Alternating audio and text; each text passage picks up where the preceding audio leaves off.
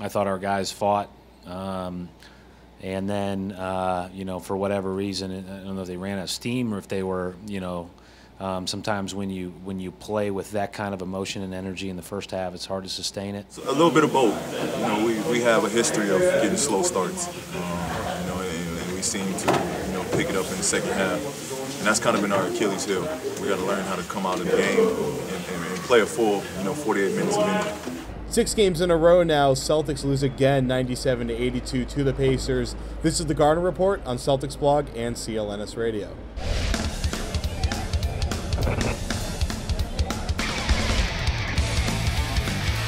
So Celtics end up losing this one by 15, even though they were up by 8 at the half. They were. Didn't go very well in the second half. Let's take a look at the highlights to start this one off. Jordan Crawford dapping it up before the game. Celtics trying to get off to a hot start here, but first, Paul George was just monster tonight. Great step-back fadeaway jumper in the first quarter. Pacers on the break, but what a block by Gerald Wallace from behind on the big man, Jan Mahimi there. Not really good game for Wallace, but that was the one bright spot there. Now, here was a really crucial part of the game. Kelly Olynyk coming down on Luis Scola and rolls his ankle. He would not return in this one. He said after the game that it wasn't really a major sprain. It was his first injury, actually, as a Celtics player tonight. But not a good night for Kelly Olynyk. We'll see if he plays again on Saturday. Jordan Crawford doing his best Chris Paul impersonation with the kind of pushing, kind of blocking out from behind. Then he pulls up for a dagger 3, but this was the best one. Boom. Didn't call glass, but banks it from almost half court.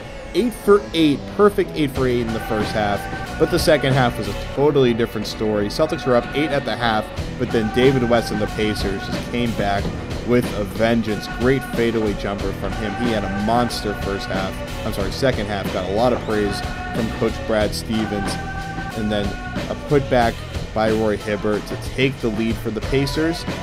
Never looked back. They would lead the rest of this game.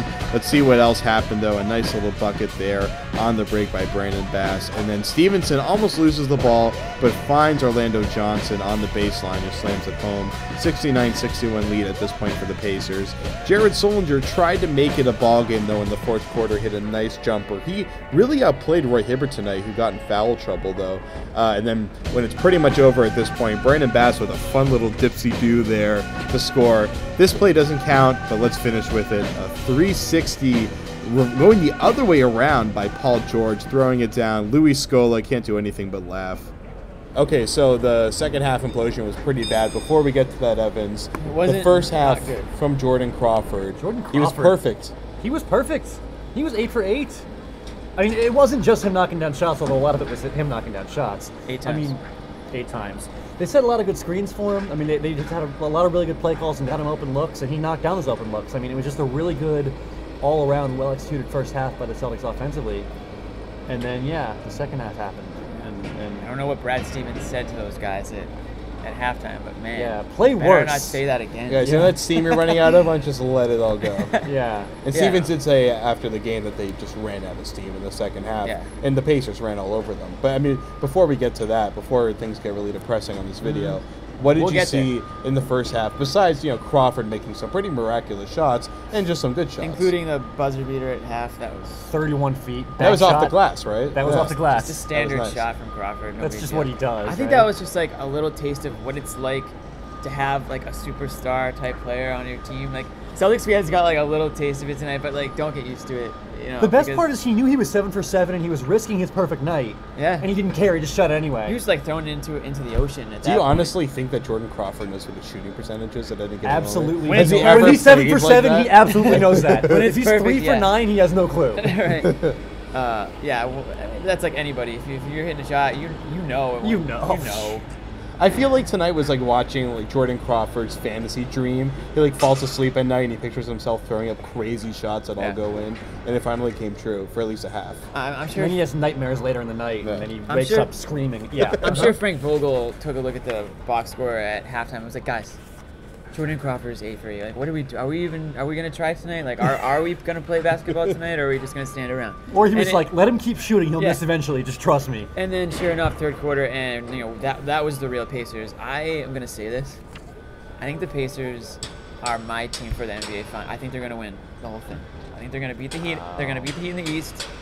They're gonna face the Thunder, we'll say, and I just think they're gonna just just punch him in the face type team. Like, they're tough. I like them. I'm gonna say that right now. I was asked the same thing on my the team. CLNS postgame show, and I didn't go that far, but I like 'em. I don't like see how they could not win the NBA Finals at this point. Miami Heat. I think the How about Miami playing Heat. a good team like at any point ever? They've been beating good teams. So They far, have so- not beaten a single good team They- except for maybe the Bulls, but not even them really. They lost to the Bulls. Well, I know, but they've also beaten them. They're Okay. 1-1. Right. The Pacers schedule has been the softest schedule anybody's ever had. I don't ever. care. Like, oh my god. Doesn't matter. I think they're a Yeah, really of good course team. that matters. They have a great starting lineup, maybe one of the best starting lineups in the NBA. They have a good starting lineup. And I love, and I'll get to this guy later, but I love Luis Scola coming off the bench. I know you do. I just think they're a solid team. Whatever. They're my team. I can't go back now. I already said it. Yeah, you did say it. Okay, so See you in June.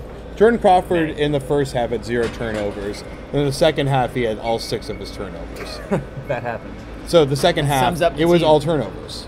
It was Lance Stevenson. He had 4 steals in this game, triple-double, huge game for him. Evans. It was just the Celtics turning the ball over because of the perimeter pressure from the Pacers, and the Pacers just killing them in the fast break. Yeah, well, and one of the questions that got asked a lot post-game was what adjustments happened, what did Frank Vogel do? And it was a lot of, guys were showing up pick and rolls, and they were popping up to contest jump shots. And, the Celtics just couldn't adjust to the adjustments, so to speak. I mean, they just couldn't, they couldn't find another move in their They're just not. arsenal to They're counter just what not they good did. enough to beat the Pacers when the Pacers are playing like they should play. They this sleptwalked was- through the. Obviously, the Pacers just were kind of hanging out in the first half, and I think in the third quarter they just came out and they started playing defense. The Celtics couldn't even get into their sets in the third quarter. I mean, it was not pretty. It was not close at all in the third quarter. And all you have to do is look at the score in the third quarter, 25 to 8. 25, and 8 were their 3 quarters. Yeah, it I mean, was. And Brad Stevens basically said, like, he kind of saw it, like, it was one of those games where he looked at his team at some point in the second half, I assume early in the fourth, and said, like, just like they didn't have anything left to, to roll with the Pacers. Funny thing is, you said 25, 25, 8, then 24 again for the Celtics. So, Yeah. I mean, it was out of reach at that point. Right, but it's that's like the they were thing. consistent, except just the third quarter, the offense got completely They made a couple stymied. miracle threes in the fourth quarter Yeah. to get to 24. Could have Yeah. easily There's been that 18. one quarter, and there's one quarter against the Rockets, the first quarter, where they really stunk. And 40 to 18 in that and the quarter, I believe. and Yeah, the and three this quarters third after quarter, that, yeah. it was pretty even between the Celtics and the Spurs. This I is mean, what not very good Rockets. teams do, is they're inconsistent. Like, Yeah, they have we've been over single-digit this. quarters. That's what they do. Right. All right, well, we'll come back for part 2, and we'll talk about some of the players that have been playing pretty significant roles on this team in kind of a different capacity during this losing streak. So obviously, I guess it's not working too well.